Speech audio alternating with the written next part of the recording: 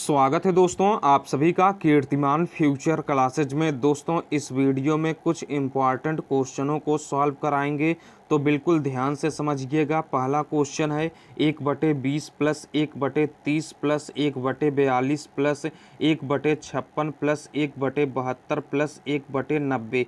देखिए दोस्तों, इसे हमें सॉल्व करना है। यह इम्पॉर्टेंट पैटर्न पर आधारित क्वेश्चन होता है। इस तरीके के क्वेश्चन एग्जाम में पूछे जाते हैं। तो देखिए दोस्तों, क्वेश्चन क्या है, 1/20 plus 1/30 plus 1/42 plus 1/56 plus 1/72 plus 1/90। देखिए दोस्तों, इसे हम क्या लिख सकते हैं, 1/20 को हम क्या लिख सकते हैं, 4 गुणे 5 लिख सकते हैं। 4 में 5 का गुणा करेंगे तो 20 हो जाएगा हर में। प्लस 1/30 है, 30 को हम 5 गुणे 6 लिख सकते हैं। प्लस 1/42 है तो इसको 6 गुणे 7 लिख सकते हैं। प्लस 1/56 है तो 7 गुणे 8 लिख सकते हैं। प्लस 72 है तो 8 गुणे 9 लिख सकते हैं। प्लस 1/90 है तो 9 गुणे 10 लिख सकते हैं। देखिए दोस्तों, 1/4 गुणे 5 है, ठीक है। जब भी दोस्तों इस तरीके से सीरीज में क्वेश्चन चल रहा हो और दोनों गुणनखंडों के बीच का अंतर 1 का हो, ठीक है, तो आप एकदम आसानी से इस तरीके का क्वेश्चन सॉल्व कर सकते हैं। आपको करना कुछ नहीं होगा, आपको सबसे आसान तरीका बताते हैं। आपको करना क्या होगा, यहाँ वाला लास्ट फैक्टर क्या है, 1/9 गुणे 10 में यहाँ लास्ट फैक्टर क्या है, तो 10 है, ठीक है। तो आपको करना क्या होगा, यहाँ जो लास्ट फैक्टर होगा, यानी यहाँ लास्ट फैक्टर क्या है, 10 है। तो 10 में से आप पहला वाला फैक्टर, यहाँ 1/4 गुणे 5 में पहला फैक्टर यानी पहला गुणनखंड क्या है, तो 4 है। तो लास्ट वाले फैक्टर में से पहला वाला फैक्टर 4 को घटा देंगे, नीचे बटे कर देंगे, इस 10 में 4 से गुणा कर देंगे, ठीक है, 10 गुणे 4 कर देंगे। बस आपको इतना ही करना होगा। बस एक बार आप इस प्रकार फैक्टर बना लीजिए तो लास्ट वाला जो फैक्टर होगा, लास्ट वाला फैक्टर क्या है, 10 है, और पहला फैक्टर क्या है, 4 है। तो 10 में से 4 को घटा देंगे, यानी लास्ट वाले फैक्टर में से पहला वाला फैक्टर घटाएंगे तो क्या मिलेगा, 6 मिलेगा। नीचे 10 में 4 का गुणा करेंगे तो 40 हो जाएगा। इसको सॉल्व कर देंगे, 2 से काटेंगे, 2 तिहाई 6 हो जाएगा, 2 से काटेंगे 20 हो जाएगा, ठीक है। यानी दोस्तों यहाँ से 3/20 यही क्या आएगा, राइट आंसर आएगा। आप बिल्कुल आसानी से समझ गए होंगे। इस तरीके से आप फास्ट तरीके से सॉल्व कर सकते हैं, यानी ऑप्शन नंबर सी इस क्वेश्चन का करेक्ट आंसर हो जाएगा। एकदम आसानी से आप समझ गए होंगे। चलिए अगला क्वेश्चन देखते हैं। अगला क्वेश्चन है दोस्तों, भिन्न 3/4, 9/10 और 15/16 के व्युत्क्रमों का महत्तम समापवर्तक यानी HCF कितना होगा। देखिए दोस्तों, क्वेश्चन दिया गया है 3/4 कामा 9/10 कामा 15/16, ठीक है। बोला गया है कि के व्युत्क्रमों का महत्तम समापवर्तक। व्युत्क्रम का मतलब होता है उल्टा। 3/4 है तो इसका व्युत्क्रम दोस्तों होगा 4/3, ठीक है। 3/4 का उल्टा क्या होगा, तो 4/3 होगा। 9/10 का उल्टा क्या होगा, व्युत्क्रम 10/9 होगा, ठीक है। 15/16 का व्युत्क्रम क्या होगा, तो 16/15 होगा। दोस्तों अब इन तीनों भिन्नों का हमें निकालना है HCF यानी महत्तम समापवर्तक। तो दोस्तों भिन्नों का HCF बराबर फार्मूला होता है अंशों का महत्तम समापवर्तक बटे हरों का लघुत्तम समापवर्तक। तो अंश क्या है, तो 4, 10 और 16 अंश है, ठीक है।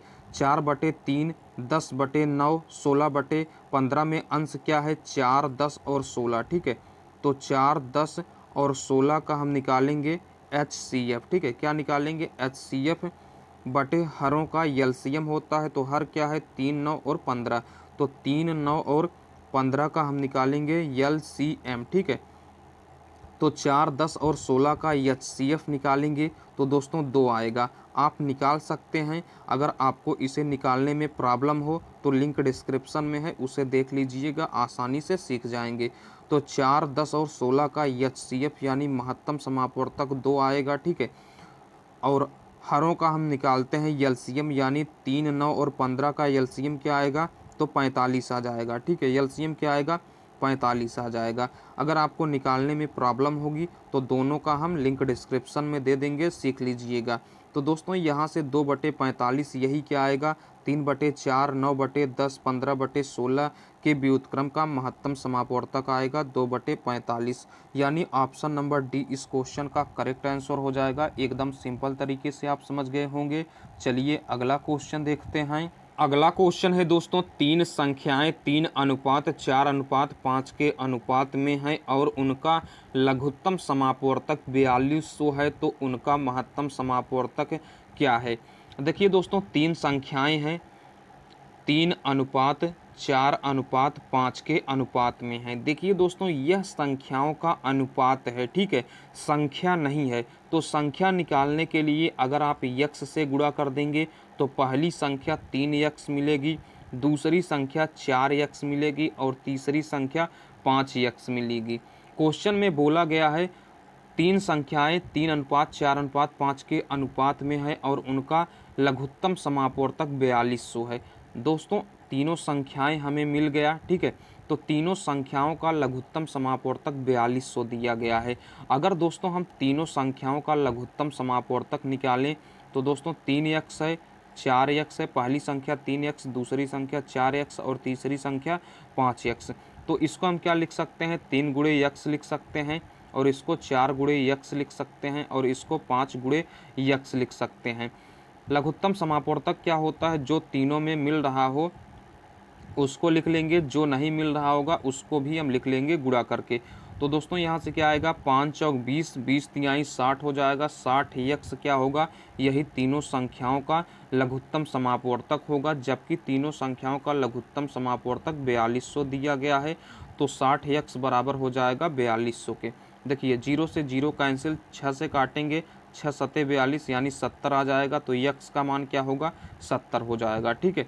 तो पहली संख्या क्या हो जाएगी 3 गुणे 70 हो जाएगी, दूसरी संख्या 4 गुणे 70 हो जाएगी और तीसरी संख्या 5 गुणे 70 हो जाएगी। क्वेश्चन में पूछा क्या गया है, तो उनका महत्तम समापवर्तक पूछा गया है, ठीक है। देखिए तीनों संख्याएं इस प्रकार दिया गया है। अगर हम तीनों संख्याओं का महत्तम समापवर्तक निकालेंगे तो जो तीनों में कॉमन होगा वही महत्तम समापवर्तक होगा। तो तीनों में कॉमन क्या है यक्स, ठीक है, तीनों में क्या कॉमन है तो यक्स कॉमन है। और यक्स का मान क्या दिया गया है, यक्स का मान हमें क्या मिला है तो 70 मिला है। यानी दोस्तों महत्तम समापवर्तक क्या आएगा, तो तीनों संख्याओं का 70 आएगा, ठीक है। देखिए तीनों संख्याएं इस रूप में दी गई हैं, या आप इस रूप में भी तीनों संख्याओं को मान सकते हैं। तो तीनों संख्याओं में कॉमन क्या है 70 कॉमन है, तो 70 ही क्या हो जाएगा महत्तम समापवर्तक हो जाएगा। जो तीनों में कॉमन हो, ठीक है, वही क्या होता है महत्तम समापवर्तक होता है। तो 70 ही क्या हो जाएगा महत्तम समापवर्तक हो जाएगा। यानी ऑप्शन नंबर सी इस क्वेश्चन का करेक्ट आंसर हो जाएगा। एकदम आसानी से आप समझ गए होंगे। चलिए अगला क्वेश्चन देखते हैं। अगला क्वेश्चन है दोस्तों, यदि a बराबर b² / b - a तो a³ + b³ का मान है। देखिए दोस्तों आसानी से सॉल्व करेंगे। a बराबर दिया गया है b² / b - a।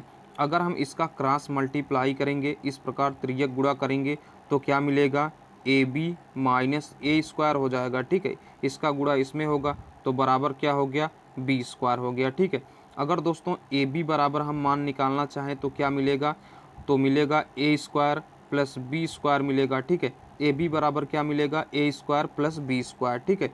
अगर दोस्तों हम इसको इस प्रकार लिखना चाहें a² + b², इसको इस तरफ ले आएंगे तो -ab हो जाएगा, का मान क्या मिलेगा 0 मिलेगा।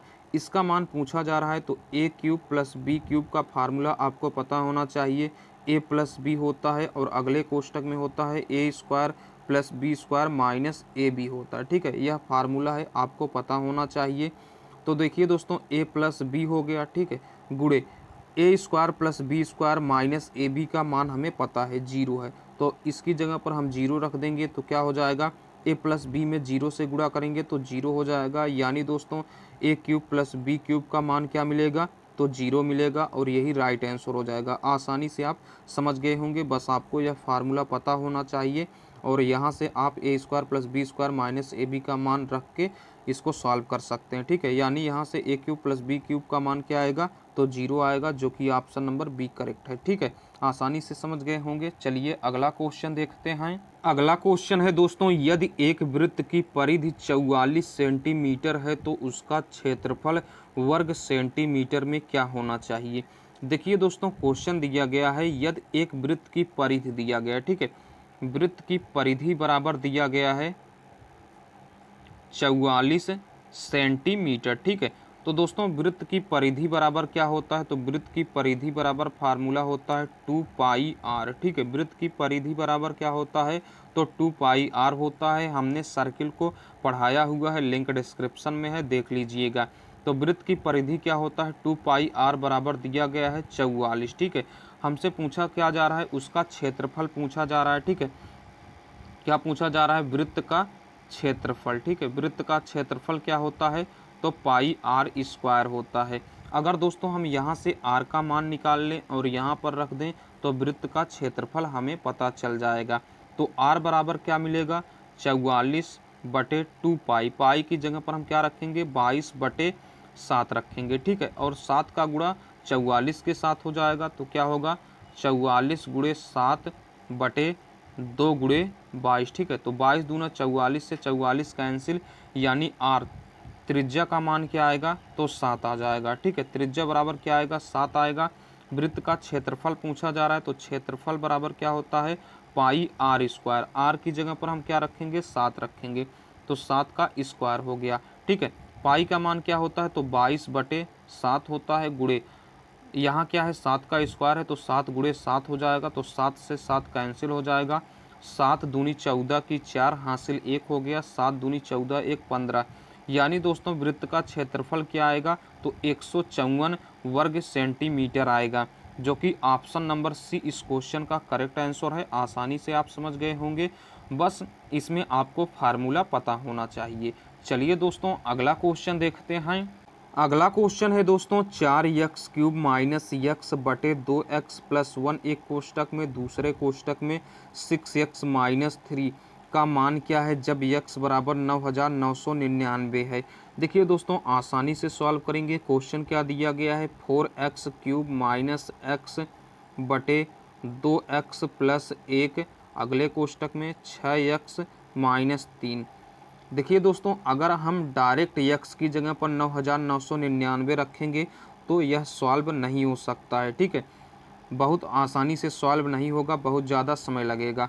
तो इसको सॉल्व करने के लिए हम देखेंगे क्या यह सरल हो सकता है। तो देखिए दोस्तों x यहाँ भी है, यहाँ भी है, तो अगर हम x को कॉमन कर लें तो क्या मिलेगा, 4x² माइनस का 1 हो जाएगा, ठीक है। और नीचे देखिए यहाँ 3 इसमें भी कॉमन है, इसमें भी 3 कॉमन है, तो 3 को कॉमन कर लेंगे तो 2x - 1 हो जाएगा। और यहाँ क्या है, तो 2x + 1 है, ठीक है।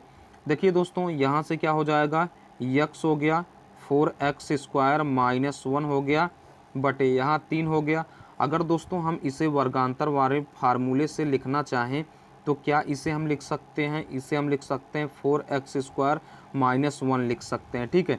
क्योंकि 2x - 1 एक कोष्टक में, अगले कोष्टक में 2x + 1 बराबर क्या हो जाएगा, a² - b² होता है, तो a² यानी 2x का स्क्वायर यानी 4x² - b² की जगह पर 1 है तो 1 हो जाएगा, ठीक है। देखिए इससे कैंसिल हो जाएगा, तो क्या मिलेगा, x/3।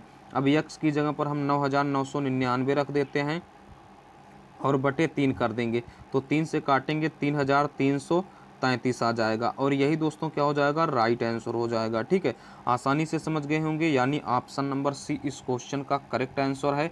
चलिए दोस्तों अगला क्वेश्चन देखते हैं। अगला क्वेश्चन है दोस्तों, यदि त्रिभुज के 3 कोण x + 15 अंश, 6x/5 + 6 अंश और 2x/3 + 30 अंश तो त्रिभुज है, ठीक है।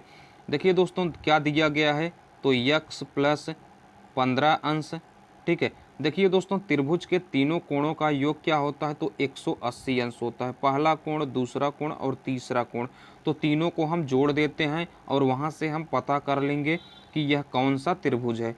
तो x + 15 अंश हो गया, 6x/5 + 6 अंश हो गया, प्लस 2x/3 + 30 अंश हो गया, बराबर किसके हो जाएगा, 180 अंश के बराबर हो जाएगा, क्योंकि त्रिभुज के तीनों कोणों का योग 180 अंश होता है।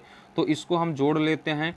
देखिए x हो गया प्लस 6x/5 हो गया प्लस 2x/3 हो गया प्लस इसको जोड़ देते हैं तो 30 और 15 कितना हो जाएगा, तो 45 हो जाएगा। 45 और 6 कितना हो जाएगा, तो 51 हो जाएगा। 51 अंश बराबर क्या हो गया, 180 अंश के बराबर हो गया। इसको हम सॉल्व कर लेते हैं, हर का एलसीएम निकालेंगे तो 15 हो जाएगा। 15 में 1 से भाग करेंगे 15 बार जाएगा, 15 का गुणा x में करेंगे तो 15x हो जाएगा, प्लस 15 में 5 से भाग करेंगे तो 3 बार भाग जाएगा, 3 का गुणा 6 में करेंगे तो 18x हो जाएगा, प्लस 15 में 3 से भाग करेंगे तो 5 बार भाग जाएगा, 5 दूना 10x हो गया, बराबर क्या हो जाएगा, यहाँ 180 में से हम घटा देंगे 51 अंश को। ठीक है, तो इसको हम घटाएंगे तो दोस्तों क्या मिलेगा, यहाँ से 9 हो जाएगा। ठीक है, यहाँ क्या बचेगा, तो 7, 7 में से 5 को घटाएंगे तो 2 हो जाएगा, यानी 129 अंश हो जाएगा। इसको हम सॉल्व कर लेते हैं तो दोस्तों क्या हो जाएगा, 15 और 18 कितना हो जाएगा, तो 33 हो जाएगा। 33 10 कितना हो जाएगा, तो 43 हो जाएगा। ठीक है, यानी 43x/15 अंश बराबर क्या हो जाएगा, 43 से काटेंगे इसको 3 बार में, 15 का गुणा इधर करेंगे तो x बराबर क्या हो जाएगा, 15 तियाँ 45 अंश। x का मान क्या निकल कर आया, 45 अंश। इसमें रखेंगे तो 45 प्लस 15 अंश क्या हो जाएगा, 60 अंश हो जाएगा। ठीक है, x की जगह पर 45 रखेंगे, 45 में 5 से भाग करेंगे, 9 बार भाग जाएगा, 9 छक 54 हो जाएगा, 54 छक क्या हो जाएगा, 60 अंश हो जाएगा। कामा x की जगह पर 45 रखेंगे तो 45/3 यानी 15 हो जाएगा, 15 दूना 30 प्लस 30 क्या हो जाएगा, 60 हो जाएगा। देखिए दोस्तों, त्रिभुज के तीनों कोण के आगे 60-60 अंश के आ गए। अगर दोस्तों त्रिभुज के तीनों कोण 60-60 अंश के हैं तो वह कौन सा त्रिभुज होगा, तो वह दोस्तों त्रिभुज होगा समबाहु त्रिभुज। उम्मीद करते हैं दोस्तों आप एकदम आसानी से सभी क्वेश्चनों को समझ गए होंगे। अगर वीडियो अच्छा लगा हो तो प्लीज़ लाइक ज़रूर करिएगा। चैनल पर अगर आप पहली बार आए हैं तो चैनल को सब्सक्राइब करके नोटिफिकेशन बेल को ज़रूर प्रेस करिएगा। चलिए दोस्तों, फिर मिलते हैं अगले वीडियो में, तब तक के लिए टेक केयर। जय हिंद, वंदे मातरम।